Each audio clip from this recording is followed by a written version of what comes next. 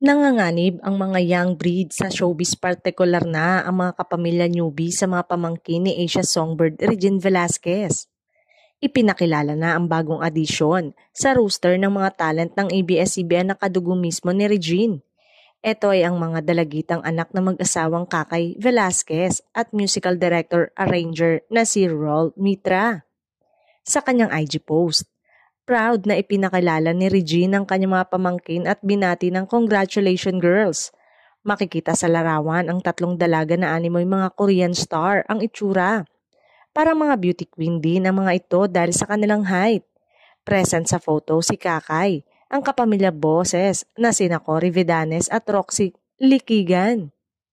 Mukhang sa recording isasalang ang mga girls dahil sa presensya ng star music head na si Roxy. Asahan ding magkakaroon ng spot ang tatlong girls sa asap kung saan mainstay ang kanilang tita. Malamang magsasama sa isang production number si Regine at ang mga nabanggit na pamangkin. Sa comment ng isang netizen, tinawag nitong Mitra Sisters.